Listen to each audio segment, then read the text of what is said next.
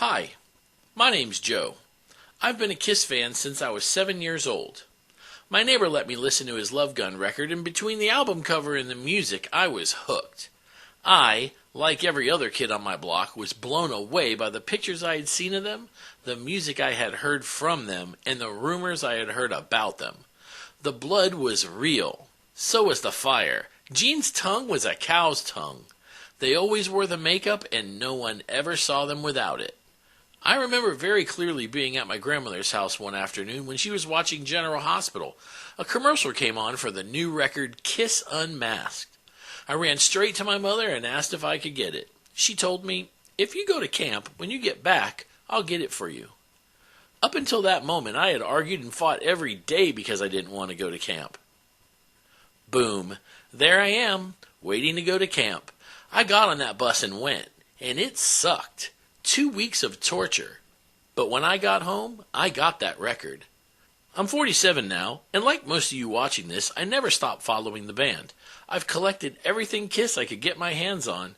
I've seen the band countless times, met them, gone on the cruises, and for the past 5 years, I've even hosted my own podcast about them. Recently, I was sitting in my room and I was thinking, it'd be really cool to tell my story. And then I thought, it'd be even more cool if I could tell our story about our love for the greatest rock and roll band of all time.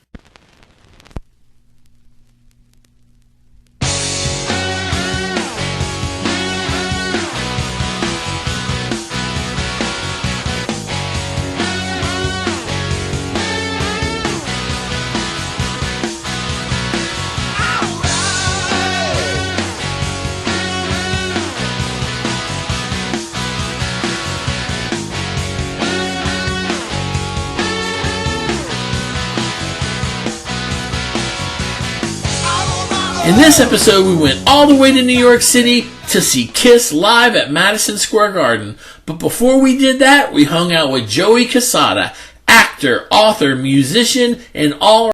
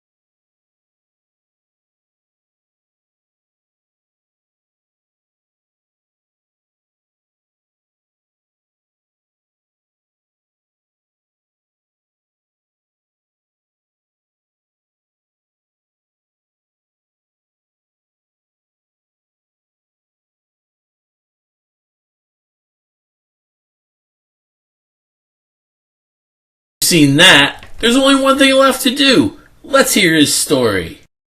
My name is Joey Cassata. I've been a Kiss fan since 1979. I saw them on the Dynasty Tour at Madison Square Garden. Okay, now, the story is your mom and dad brought you. Yes, that's true. So tell me how that happened. You had no idea. All you wanted was a hot dog, right? Yes. Okay. So like in my book, which I just wrote called Start With the Dream, it started, I was going to Madison Square Garden, 1979, June, I think 25th it was. I think it was the second night.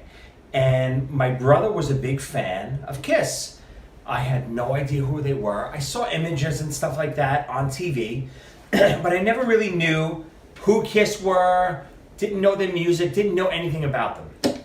So all I knew was I was going to Madison Square Garden, which I knew was this big arena. Didn't know anything about it, never saw a show, never saw a sporting event yet. This was my first venture into a big arena.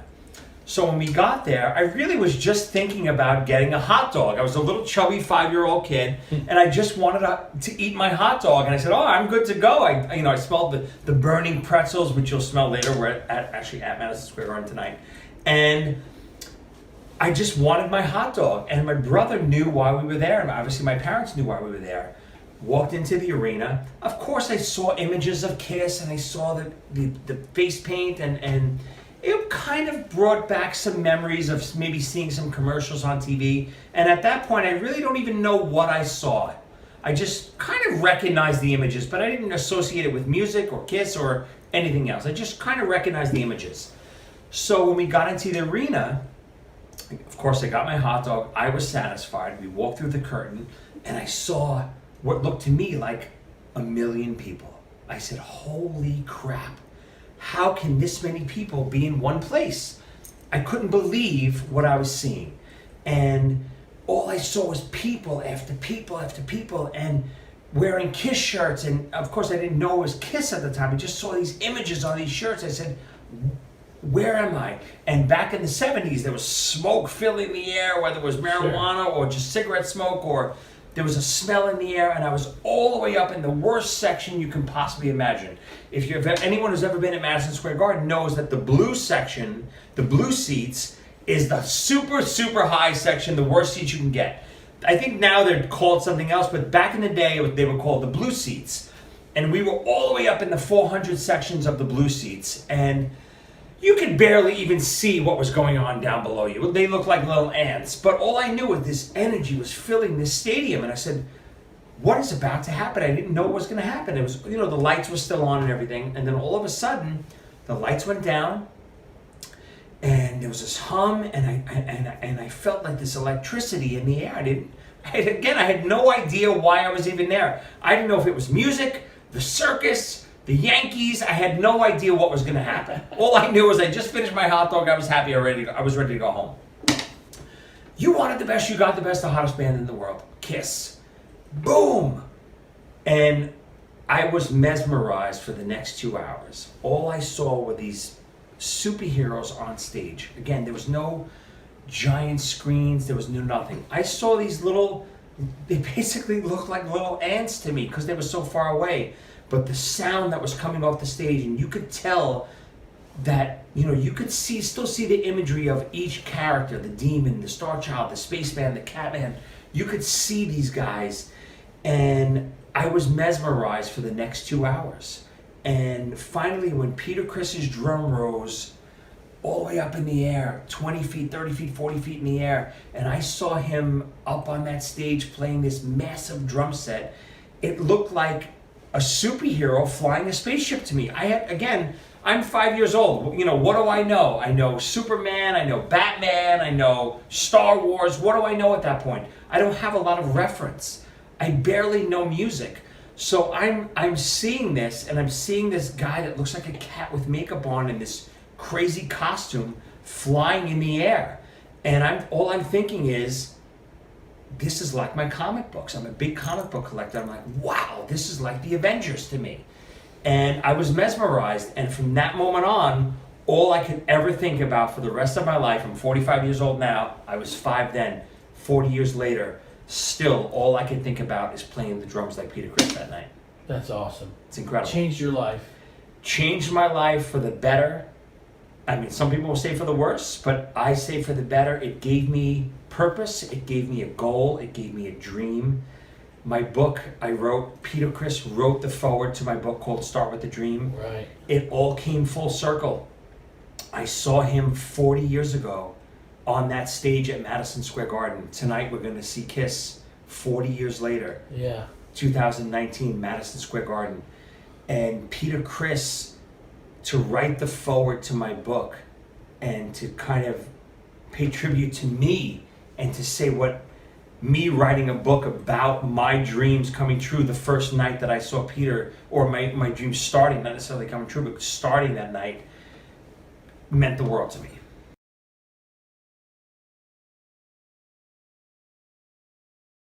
Probably my first Kiss concert.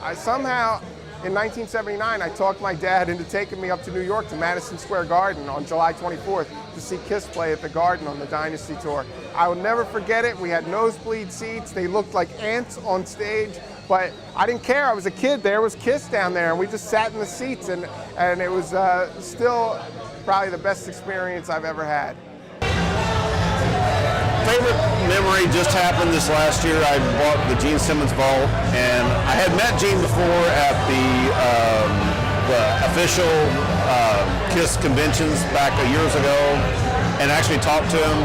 But I got my vault, and I actually cried. I actually got teared up. And my wife, we got done, and my wife goes, "I knew you were going to cry." That's why I bought it for you. So anyway. That's amazing. And your book, it's very detailed. It's like you remembered every moment of your life, which is really amazing. And everybody that has seen this has already seen your commercial for it. So hopefully if they haven't already purchased it, which it's been #1 on Amazon, which is amazing. Purchase the book. What are you doing? Okay, so I really want to get into a lot of little detail, but I don't want to give away too much for the book because the book is really good. Give it away. It's okay. What I want to do is I want to talk about you started playing drums then at what age? You knew you wanted to play drums. How long did it take you after seeing Peter Criss in '79 to get your first real drum kit? So again, this was June 1979. Mm-hmm. Obviously, I'm 5 years old. I have no money. Right. All I could do. The only way to ever get anything you want as a kid is as presents. Mm-hmm. Birthday, Christmas. Luckily enough, Christmas was not around the corner, but coming up. So there was nothing I could even dream of that Christmas more than a set of drums. And luckily for me, my mom got me a set of drums. 1979. I was 5 years old for Christmas. Again, it's not a real giant set of drums. It was a toy. I don't know where she got it from, Toys R Us, whatever. It was with rinky-dink little drum set that a toddler would play on. But to me, it was the world. I had my drum set. And I know you said that I remember remember the details of my life. And it's so funny. After that moment of seeing Peter Criss, where time froze for me and I really saw him, and I could pick. I know it's freaky to say. I could picture the rest of my life. I could see my life, and I could picture me playing drums for the rest of my life. And at that moment, in my memory, I just started remembering things as moments that were going to happen in my life because I knew I was going to play drums and hopefully be the drummer for KISS one day. Right. And if not, be at least a famous drummer one day. And in my mind and in my memory, I started recording things and remembering things with such great detail that I knew one day I would recollect on this and remember it.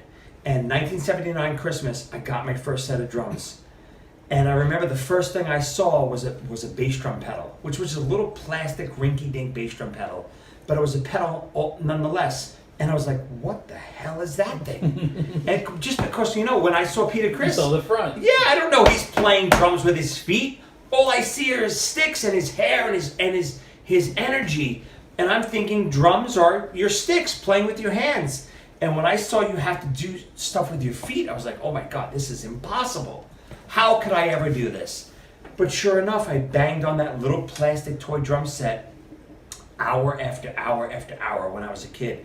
And so many people today say that I'm such a loud drummer and I'm a powerful drummer. And I think it contributes to me being 5 years old, playing on this toy drum set, trying to, play King of the Nighttime World on this little toy kit, banging this bass drum pedal that's plastic that you get no sound out of, hitting these little toy drums with these little toy plastic sticks, and I'm trying to hit as hard as I can to sound like Peter Criss. How many bands were you in before your tribute band? Because you were in a tribute band first. I mean, that was your first KISS. I'm in a tribute band doing KISS stuff. How many were you in other smaller bands where you were like Jimmy Down the Road and Johnny Around the Corner, bass player, guitar player? We get together and play, or did you just meet Or did your best friends play? Or No, of course. Again, everyone's story is different, but my story started from a very young age. I mean, again, started playing when I was 5 years old. So I knew in my heart the next step to be the drummer in Kiss one day was to play with actual other musicians and be in a band. I couldn't just sit in my room and play a live 2 all day long, which is what I did. I used to put on a live 1 and a live 2 and just play them cover to cover, non-stop all day that's long. awesome, though. But I knew, again, even at that young age, 4, 5, 6, 7, 8 years old now, I knew that to be a great drummer and maybe be in Kiss one day, I had to go out there and find other kids that played. But no one my age ever played. No one could play, like I could play at my age. So I would always look for older kids. So sure enough, when I was in, 4th and 5th grade, I would find kids in 8th grade or high school and start jamming with them and go to auditions and lie about my age. I was a really big kid when I was young, and I would lie about my age. I would have to tell kids I was 15 where I was really 12, and just to get into their band to jam. And over the years, I would play with anyone and everyone that would have me. And I knew most of the bands I was in stunk. They stunk.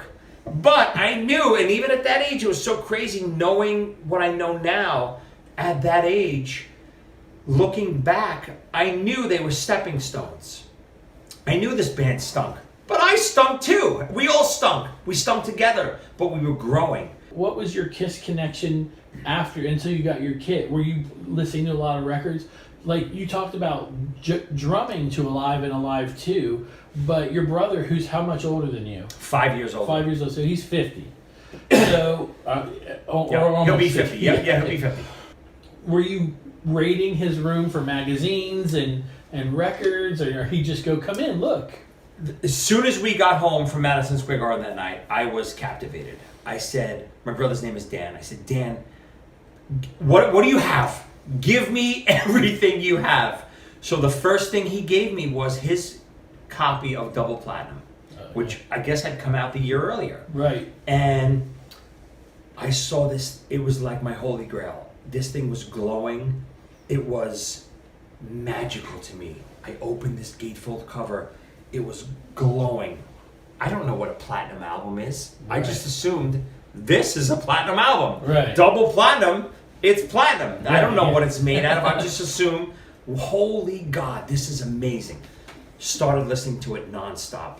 I actually, believe it or not, when I got home from the concert, we put on the record, the very first thing we put on, and I tried to emulate Ace. And as anyone knows, when Ace does solos, especially like in Black Diamond, he'll go all the way back on his knees and lean back, and Paul and Gene will be over him. Yeah. So me, like a dumb 5-year-old, that same night we got home from Kiss, Madison Square Garden. My brother put on, I don't remember what song it was. I wish I did. But he put on a Kiss record. I don't even think it was Double Platinum. It was just whatever. I don't even know, again. He put something on. I just remember trying to reenact what Ace was doing. And I jumped off the back of my couch, and I tried to land like Ace, all the way back, and fractured my hip. Get out of town. I fractured my hip, and luckily it wasn't like a crazy fracture. It was just like a hairline fracture. I didn't need like a body cast or anything, but sure enough, hospital the next morning, fractured. I was literally in bed for almost a month. It's like kids seeing Superman and... Yes, same again. But in my mind, they were Superman. They were superheroes. So I was trying to reenact what I just watched. But it turned everything. It's so funny the way my life has worked. Everything turned out to be what it needed to be. I fractured my hip. The next day, I'm home. I'm bedridden. My brother gives me the Double Platinum. I listened to Double Platinum nonstop for the next 3-4 weeks in bed, memorizing everything about it. Sure enough, he brought in Love Gun. He brought in these other records that were out at the time. And as much as a Kiss fan as I was already because of the show, me being in bed and just listening, and there's no internet, there's no phones, you're not doodling, you're not doing anything. I'm in bed and just music is being absorbed into my body. and Kiss was just being absorbed into my body. So after I was able to start walking again, now Kiss was really a part of me.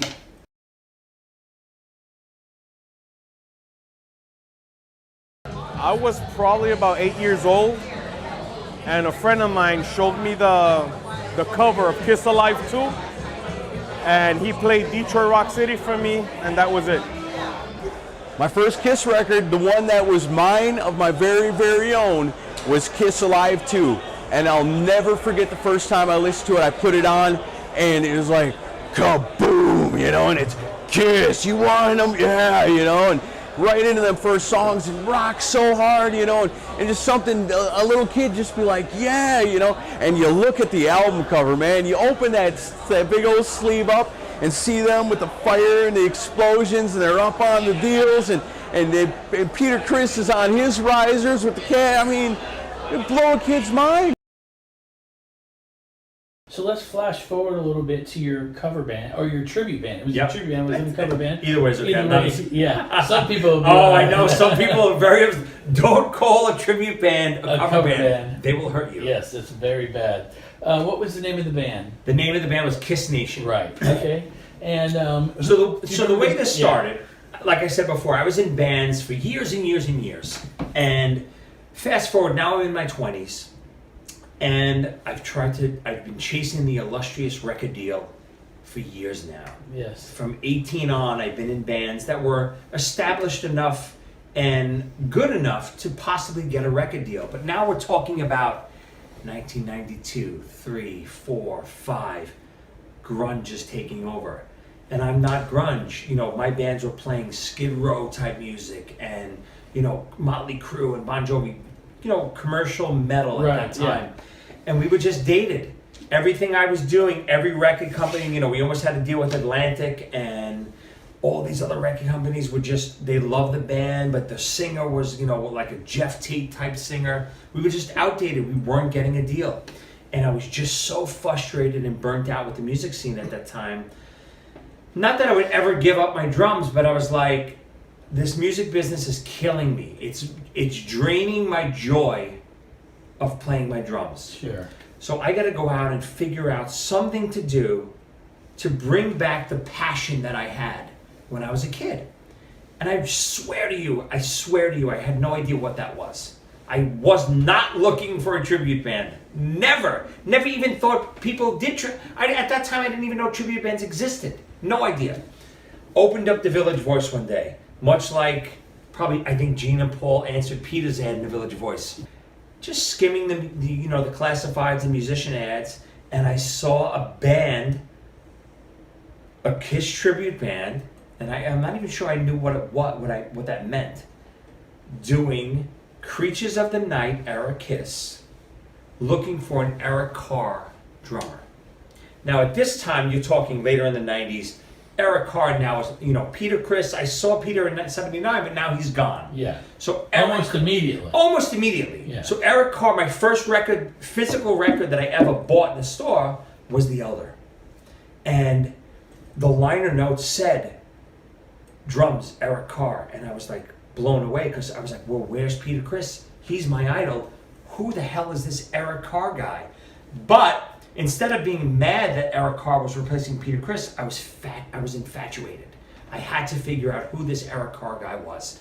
So all throughout the 80s, Creatures, obviously Creatures is one of the best drum albums of all time. But then all through the non-makeup era, Eric became my idol.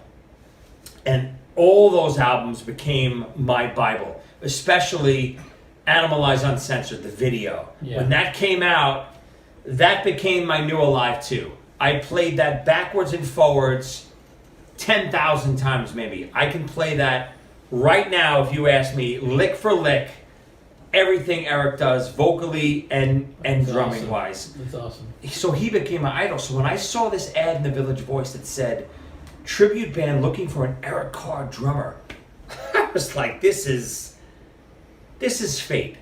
Things happen, and I'm a full believer of things happening for a reason. And me looking in the paper that day and seeing a band looking for a drummer like Eric Carr to wear Eric Carr's makeup, I said, you know what? this is going to bring me back. This is something that's going to ignite my fire again. So sure enough, I answered the ad, and the band's name was Kiss Nation. So when I met Ruby, it's a funny story. Ruby, because they do the Eric Carr version of Kiss, which was, that mid-'80s type stuff, they were doing a lot of obscure songs at that time. So when he asked me to audition for the band, he originally sent me 12 songs to learn. So again, me being a Kiss nut, I knew most of the songs already. And then the next day I get another email, oh, you know what? Why don't you learn these also? And then the next day, well, we do a lot of oddballs, why don't you learn these? So at the end of the day, I had about 4 or 5 days to prepare 36 songs. Oh, man. Ruby, you sent me 36 songs. And I know you still dispute this to this day. I spoke to him the other night. He's like, no, bullshit, dude. You didn't get 36 songs. I'll post this email during this interview. 36 songs Ruby sent me. So I learned all 36, and he's like, learn the Animalized Uncensored version for these, and learn the, Creatures bootleg for these, and it wasn't just learn the album version. It was like learn these obscure bootleg versions of all these songs. Right. Learn them all. Get to rehearsal. Ready to play. Okay, guys. I say, what do you want to start with? What's the first song you want to start with? Ruby goes, okay, why don't we do Strutter? Now, of course, I know Strutter. Strutter was not on the list. It was not on the list, Ruby. Strutter was not on the list. Of course, I know it, and I couldn't hold back. I started laughing. I said, just so you know, I know it, and I even know the Eric Carr version. He does different fills than Peter. That was not on the list, you asshole. And it's been a big joke to this day. So sure, and obviously, I got the part. I was, I sang Black Diamond, which kind of, I think, sealed the deal. I have that, deeper voice like Eric. Eric has a high range, too, which is a struggle for me to hit. But I got the part, and, the rest is history. Yeah. You guys were on TV for this band? Yeah, so, they were really high profile at the time. When I first joined them, we immediately started getting these high-profile gigs. And it all was because of Carlos Espada, who was the Gene Simmons in the band, worked for Art Asylum Toys at the time. And Art Asylum was doing a lot of Kiss figures. They did, I forget which ones they did, but they did a lot of Kiss-related action figures. So Carlos would do a lot of appearances with Gene. Gene would do, whatever, appearance for the new toy, whatever it is, but Carlos was always side by side with him. So from that, we were getting more and more Kiss-related appearances. We did the in-store Tower Records box set release with Kiss. It was the first time I ever met them face-to-face. I have pictures with me, Gene and Paul, me as Eric. They were like, dude, this is crazy. You look just like Eric. It's like freaking us out. So it was very surreal to be in their presence at that time. And then from that, because we were so high profile, VH1 contacted us. We're doing a new show called Mock Rock. It's about tribute bands paying tribute to their idols. We want to make you guys the pilot episode. Of course, we're like, okay, yes, let's do it. So VH1 starts filming us in our everyday life, quasi-reality based, filmed our shows, filmed our everyday life. And as a surprise, at the end of the episode, they booked us to do a show in Los Angeles at the Whiskey A Go-Go. And they told us it was for, the premiere of the episode for the VH1 executives. But it turned out that it was all a ruse, and it was for us to play in front of Gene and Paul. And Gene and Paul were going to be part of the episode. It was the finale of the episode. Wow. It was going to be them seeing us for the first time, and this is on YouTube. It's called Mock Rock, Kiss Nation Mock Rock. Mm-hmm. And you can see Gene and Paul on the way to the whiskey looking at video of us and commenting like, wow, these guys look really good. Holy cow, that guy looks like Ace, that guy looks like Eric, so on and so forth. And they showed up at the whiskey, and we see them up in the rafters as we're playing Lick It Up. And we're like, holy shit. Gene and Paul are watching us play.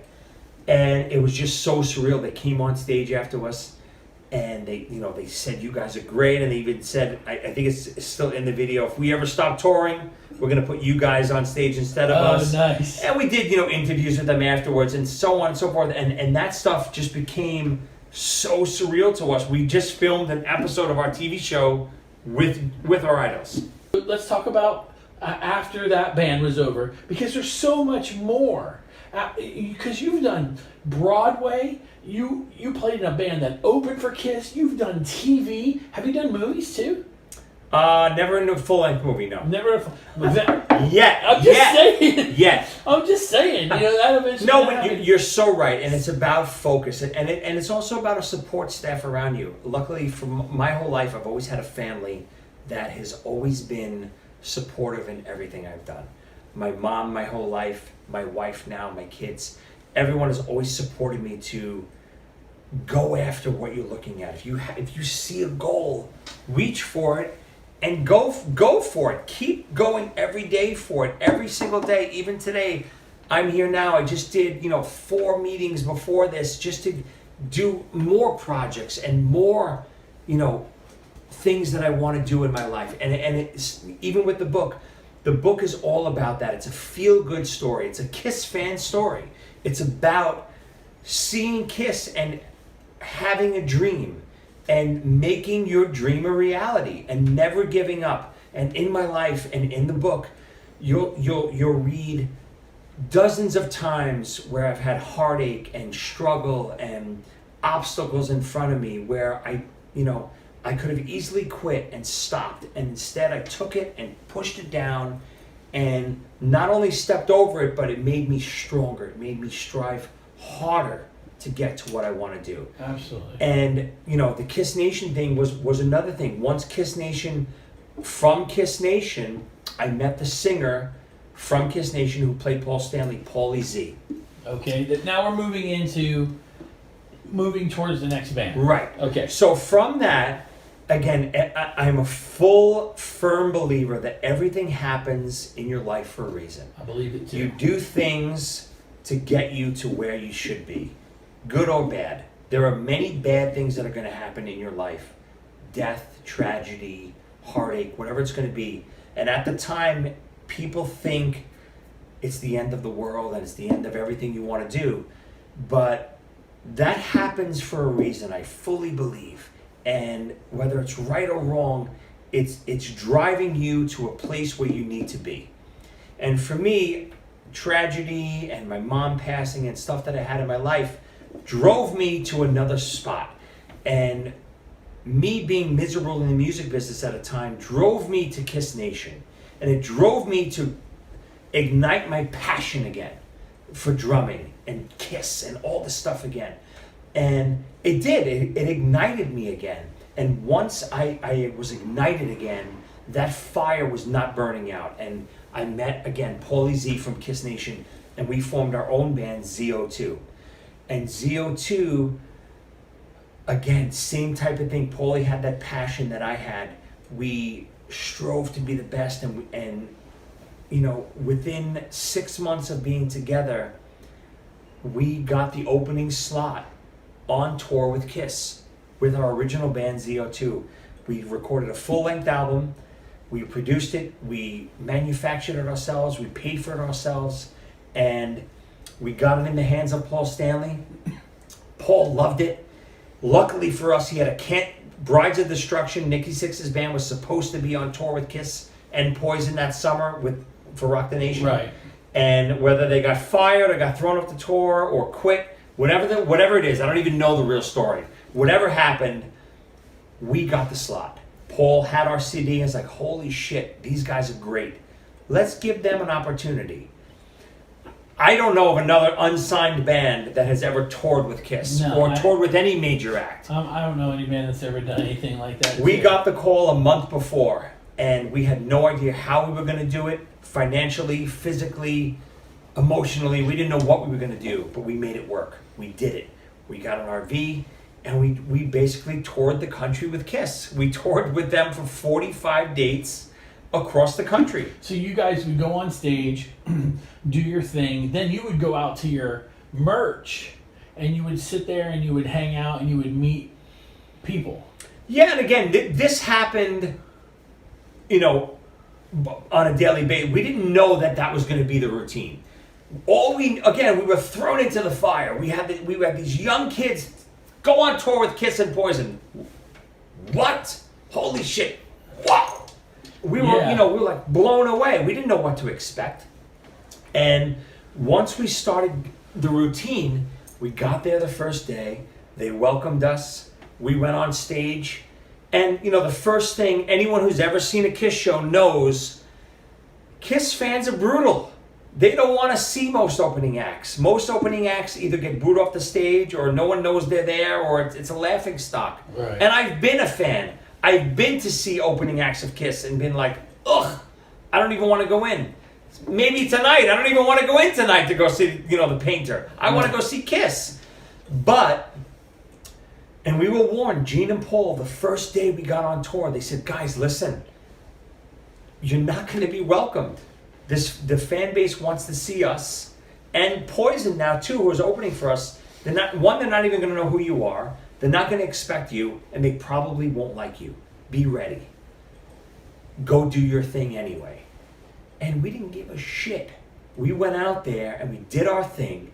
And from the first night, and as anyone who's seen the Rock the Nation tour, and please, if you have anything to say directly opposite of what I'm about to say, email me, joeycassata@gmail.com. Email me and tell me different. Every night, and not to toot our own horn, but we got a standing ovation from the first show to the last show. We just won the crowd over with hard work and dedication, and you could see the passion in us every night. And it helped a little bit that our singer sounded a little bit like Paul Stanley. That of course helped, but people started loving us. And like you said before, every night it just started to turn out. We would run out to the merch booth. We weren't planning on doing that. We didn't even know what a merch booth was.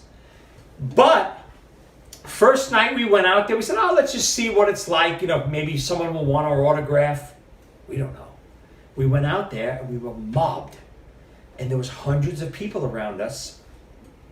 You guys were great. We loved you. Oh my God. Now Poison's is going on or is already in the middle of the set. And we have hundreds of people around us at the merch booth still, not watching Poison, hanging out with us, signing autographs.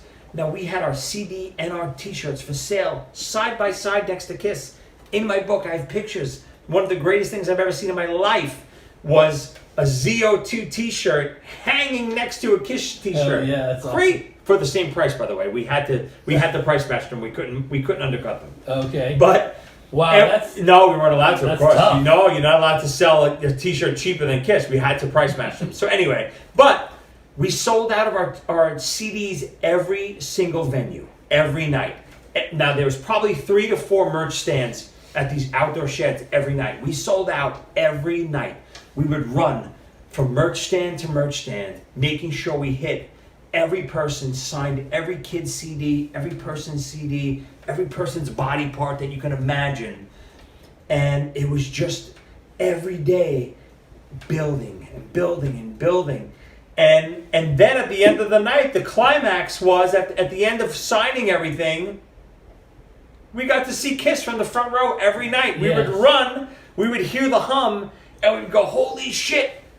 No matter what we were doing, we'd throw down what we were doing, and we would run to the front row and watch Kiss every night. I'm going to tell 2 more stories that I really enjoy before we end, because I want people to go get your book, and I want them to read about the TV show.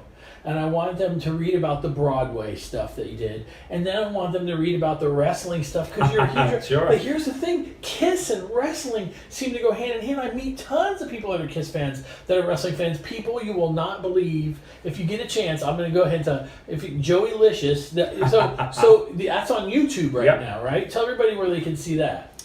So there's a show I'm filming called Wrestling with Joey Licious. Again, all in my book. This all leads up to this type of stuff. This is where I am now in my life. I'm filming a show called Wrestling with Joey Licious. We filmed a couple of shorts already with mega superstars, Roddy Piper, Jimmy Snuka, The Iron Sheik, Tito Santana. These are just shorts to get the show bought.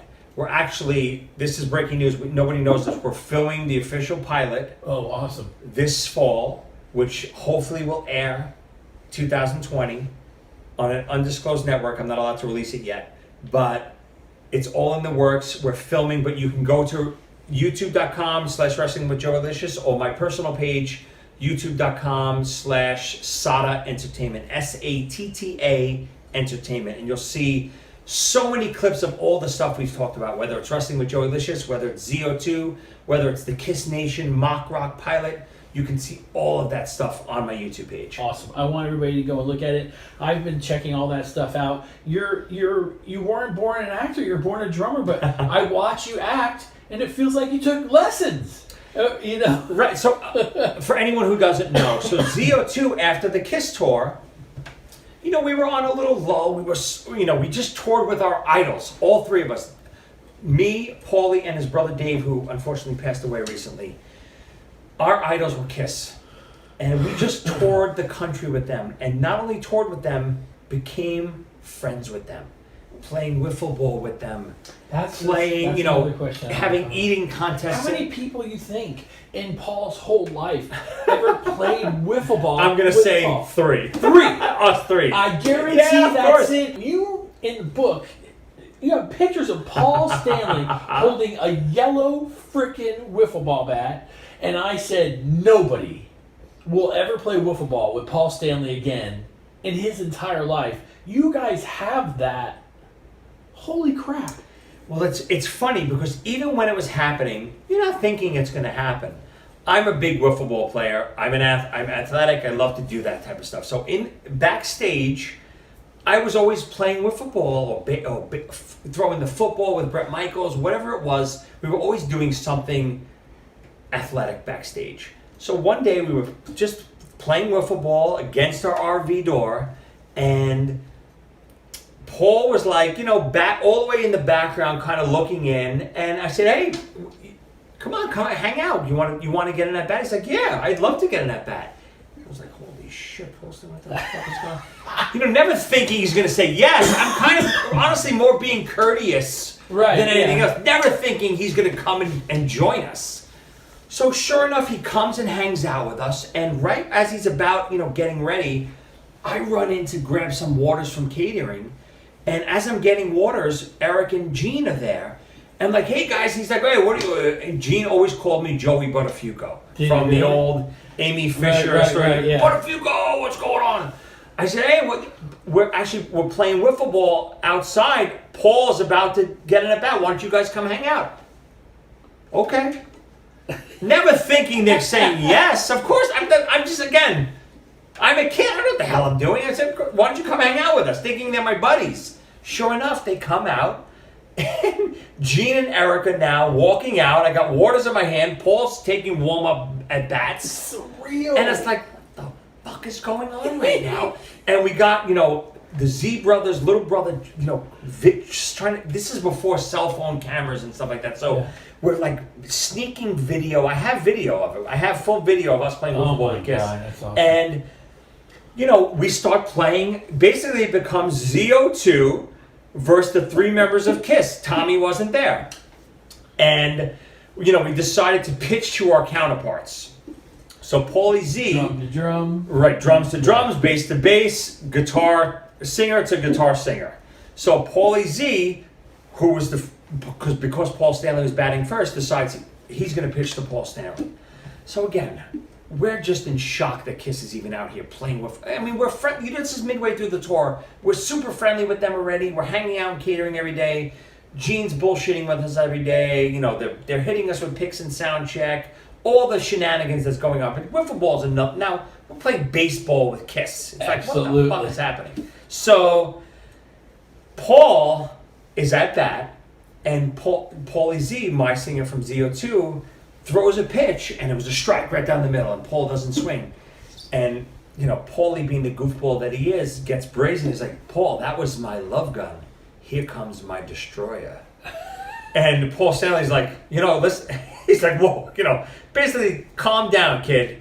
just so you know, we can still throw you off this tour. So that's luckily, Paulie Z lobbed one up the next pitch, and Paul ripped the double. So That's again, all these stories are in the book. It's so many. As much as playing with Kiss and opening for them, and we even got to. I jammed on Love Gun with Paul Stanley during sound check, and so many great musical things that happened. Being their peers and playing ball with them and eating with them and becoming friendly with them, and we were almost like a youthful shot in the arm to them during that tour. They were like our crazy uncles. I know everyone calls Gene their crazy uncle, but they were literally like our crazy uncles that when they saw us having fun, whether it was playing poker or was playing wiffle ball, they wanted to be a part of it, and they joined in. Tonight we're going to see Kiss at Madison Square Garden. It's 40 years for you. Crazy. Since you saw them. Since we're coming to the end of the video here, we got to get a little serious. Yeah. So this is the end of the road tour. You guys can't see it, but I put the quotes in the air. And I really believe it is the end of the road. This is the end of the road. How do you think 100 years from now Kiss will be remembered? Will they be remembered? Do you think they'll be like a Beatles-esque band where kids will be like, oh, you got to hear this band? Yes and no. So first, let's tackle the subject of the end of the road. I think the end of the road is true, but it's literally what it means, the end of touring. Touring, right. So I think the Kiss entity will go on until someone passes. Right. So I think Kiss will be around for a long time still. Whether it's cruises, whether it's Vegas residency, whether it's a one-shot deal here and there, festival, whatever it is, Kiss as an entity is not ending. The touring entity as we know it is coming to an end, I think, which is why we're all here. I think Right. This is the first time me experiencing Kiss as a fan in many years. I've gone backstage and toured with them and all that stuff for so many years. Tonight, I just wanted to come as a fan and just breathe in the moment and just one more time at Madison Square Garden, like you said, 40 years later. But yes, I think Kiss, in the musical scheme of things, will be remembered. Like, I have drum students still today. I have kids coming tonight that are in awe of Kiss and are so excited to see Kiss 5, 6, 7 years old like I was, that are still coming. So if they're 5, 6, 7 now, when they're 35, 6, 7, They'll be telling their 30 kids. years from now, Kiss will be living on. And they'll be telling their kids. And the visualization of Kiss throughout the years, which God, I wish they would release more videos. The Kissology series was so great, but there's so much stuff that they could be releasing every year. I just hope they keep the video aspect of Kiss. I don't see why they can't have their own video streaming channel like WWE does. Yeah, absolutely. Why couldn't Kiss, I want to see Birmingham, yeah, you get 1978. 50,000 subscribers for $10 a month. You're good enough to fund the channel. You're ready to go. The way streaming is now, DVDs are DVDs. They don't. Who the hell buys a DVD anymore? Nobody. Everyone streams. So I think that's the route that they're eventually going to go. So maybe 30, 40, 50 years from now, there's going to be a Kiss streaming channel where you'll just be able to stream. YouTube will live forever too. So there'll always be this Kiss visualization of the best show you've ever seen in your life for kids to see. So yes, I do think they'll live on forever. Have you ever sat back and imagined what would have happened if you hadn't gone to see Kiss that night? Again, I always go back to my book. 5 years after I saw Kiss for the very first time, I saw Hulk Hogan win the WWF Championship at Madison Square Garden for the first time, beating the Iron Sheik. And that was the next magical moment for me in my life. And from that moment, there were two paths. I was either going to be the drummer of Kiss or the WWF champion. So, those two paths have always been my road. And I'm still on that road. I'm still the drummer going up that mountain. Whether it's touring with Eric Martin from Mr. Big now I play with, playing on Broadway, or WWF, filming wrestling with Joey Licious with all these legends. Hulk Hogan is part of the pilot.